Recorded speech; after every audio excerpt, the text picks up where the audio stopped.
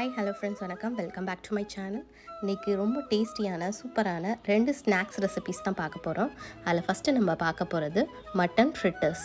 இதுக்கு ஒரு மிக்சர் ஜாரில் ஒரு 250 கிராம் போல் மட்டன் எடுத்துகிட்டு இதோட 1 டேபிள் ஸ்பூன் சோம்பு, 1/4 கப் தேங்காய் சேர்த்து நல்லா அரைச்சி எடுத்துக்கோங்க. அதை ஒரு பவுலில் ட்ரான்ஸ்ஃபர் பண்ணிவிட்டு இதில் பொடியாக நறுக்கின பெரிய வெங்காயம், பொடியாக நறுக்கின பச்சை மிளகாய் ஒன்று, கொஞ்சமாக கொத்தமல்லி, கருவேப்பிலை, 2 டேபிள் ஸ்பூன் போல் இஞ்சி பூண்டு பேஸ்ட்டு, தேவையான அளவு உப்பு, 3 டேபிள் ஸ்பூன் போல் கடலை மாவு சேர்த்து நல்லா கலந்துக்கோங்க. ஒரு கடாயில் எண்ணெய் ஊற்றி சூடுபடுத்திக்கோங்க. எண்ணெய் மிதமான சூட்டில் இருந்தால் போதும்.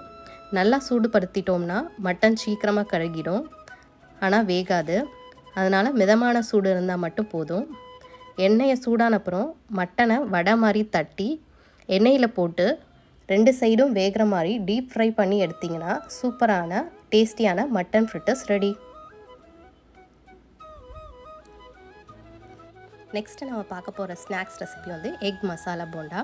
இதுக்கு 4 எக்கை நல்லா பாயில் பண்ணி நல்லா பொடி பொடியாக கட் பண்ணி எடுத்துக்கோங்க.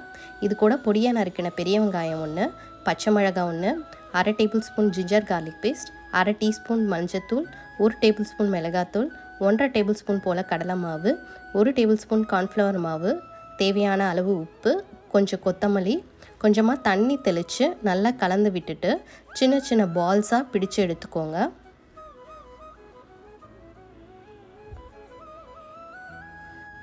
ஒரு கடாயில் எண்ணெயை சூடுபடுத்திட்டு நம்ம பிடிச்சி வச்சுருந்த பால்ஸ் எல்லாத்தையும் கோல்டன் ப்ரௌன் ஆகிற வரை நல்லா பொரித்து தனியாக எடுத்து வச்சுக்கோங்க.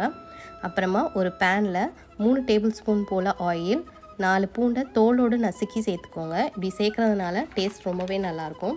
இதோட கொஞ்சம் கருவேப்பிலை, ஒரு வரமிளகா, பச்சை மிளகா சேர்த்து நல்லா வதக்கிக்கோங்க. இதோட 1/4 டீஸ்பூன் சில்லி பவுடர், சால்ட் கொஞ்சமாக சேர்த்து 3 டேபிள் ஸ்பூன் போல் டொமேட்டோ சாஸ் சேர்த்து நல்லா கலந்து விட்டுருங்க. இதோட நம்ம ஃப்ரை பண்ணி வச்சுருக்க உருண்டையெல்லாம் சேர்த்து மசாலாலாம் நல்லா கோட் ஆகிற மாதிரி நல்லா கலந்து விட்டுருங்க.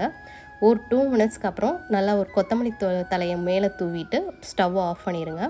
சூப்பரான ஸ்நாக்ஸ் ரெசிபியான எக் மசாலா போண்டா ரெடி ஆயிரும்.